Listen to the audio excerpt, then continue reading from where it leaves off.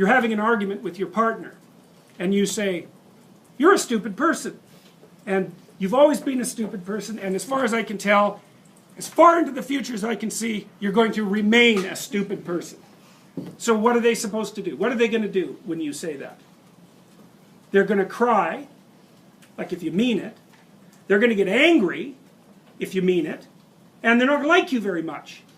And why is that? Well, it's like, it's assault, basically. The only way, really, the only thing that you can do in a situation like that is walk away, ignore it, respond in kind, or it degenerates into violence.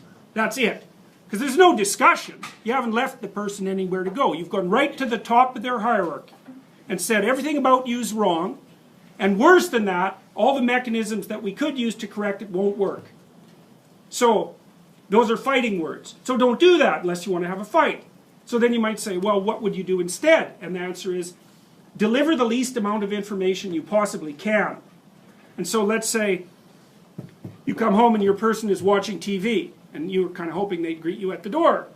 You shouldn't break down into tears and say, you're a stupid person, you've always been a stupid person, and you're going to be a stupid person in the future. You should say, I have this peculiarity, and that is that when I come home, I don't have enough confidence to just be happy. I would like you to come and say, just shut the TV off for 2 minutes, come to the front door and say, hello, and then you can go back and watch your TV. Would it be okay if you did that? And they'll think, well, you'll have to pay for it somehow. But then they'll probably do it.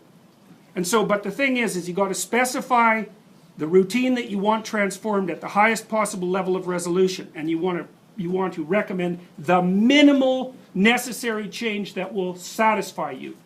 So you can't say, if you loved me, you'd know how to greet me at the door. Ha, not helpful, because they're stupid.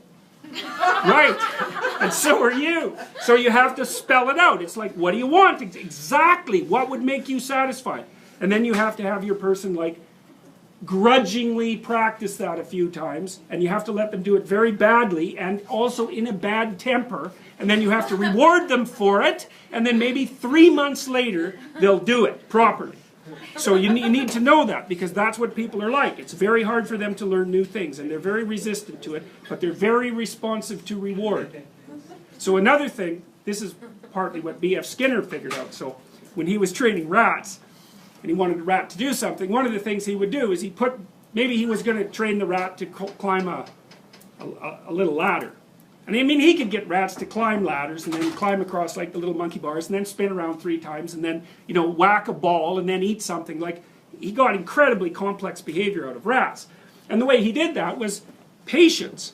So he put the ladder in the cage and the rat would just run around doing rat things, and then it would put its hand on the first rung, and Skinner would give it a pellet. And so he did, you know, after even once, the rat's going to be like, stand in the immediate vicinity of the ladder, and then the frequency with which it's going to go like this is just increased. So then it does it again, bang, pellet. Well, soon the rat is just going like this, right? So then you wait until the rat tries the other hand. So you give it a pellet then. Well, then it's going like this.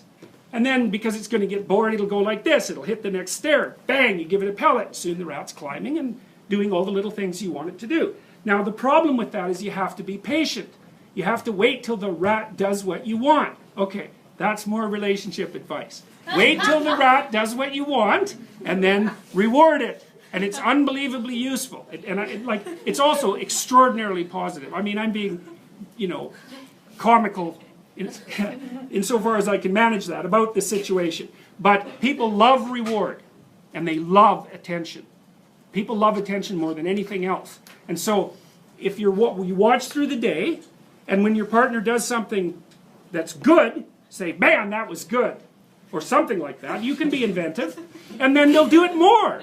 And if you do that a whole bunch, like for a year, they'll be doing things that are good for you just all the time. But you have to be patient, which is very annoying, and you have to suppress your response to only respond to negative things.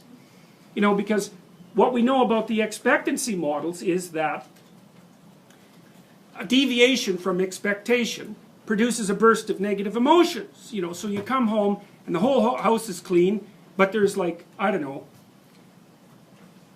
the dog has shed on the rug or something and the person overlooked that. It's like, you're not going to see the clean house, you're going to see the rug with the dog fur on it. You're going to say, why didn't you clean up the rug with the dog fur? And they're going to say, good luck getting me to clean up the house again.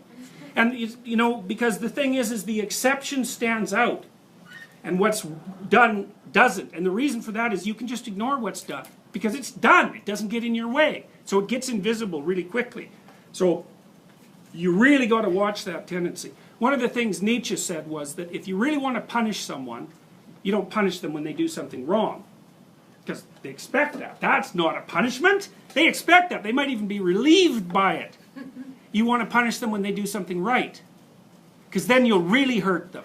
And so that's something to think about. If you're in a relationship, man, if someone's done something right, do not punish them. You do that 2 or 3 times, and that's it, man. You're not going to get them to do that anymore. So, judiciousness. Watch what they're doing. If something happens that's good, notice it. And, you know, if they've done a bunch of things, don't concentrate on the things they did wrong. That's not smart.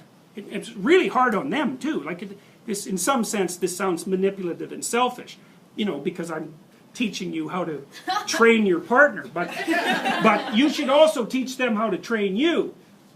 Because it would be really nice if you could come home and the person would say, well, what did you do today? And you say, you know, here's a bunch of things I did. And they say, well, this looks really good, and that was great, and why don't you do some more of that? And you're like, oh boy, it was a great day. And so, you know, you can train them to train you properly. And that's a really helpful thing, especially if you do it over a few years. You know, that's how you have a good relationship, because you're both clueless as hell to begin with. You don't know even what would make you happy, much less what would make the other person happy. And so you got to figure these things out bit by bit, and then you have to inform each other, and then you have to be patient enough to let your partner do these things really badly. I'll give you another example. Sometimes I see couples sporadically in my clinical practice. I'm not a couples counselor. And so, but sometimes when I'm working with someone, there's an issue that needs to be discussed with both people, because otherwise it's just stupid. And one of the things I often recommend to people, especially once they have kids, is that they set aside, to use an anachronistic phrase, date nights. Well, everyone hates that idea. It's like they say, well, you know, they'll just say I'm not doing that. That would be one objection. We're just not doing that. You know, that's what we did before we got married. They'll say, well, my partner would never go for that. They've got a bunch of excuses why that isn't going to work. And so I've heard all those excuses. I know all of them. And then maybe I convince them, yeah, sure, I know this is stupid. It's awkward. It's artificial.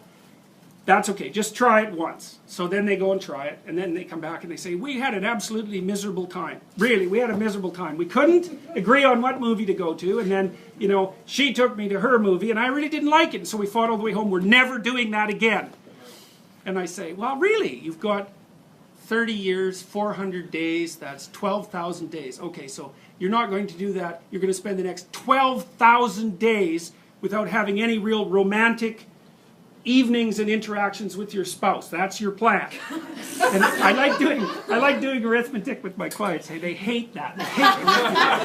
They hate arithmetic. It's like, well, no, that sounds like a bad idea. I said, okay, well, would you like some romance in your life, or are you just done with that? Well, really, like, you know, people can go for a long time with no romance at all. Say, well, no, maybe we'd like some of that. Well, how much? Once a year?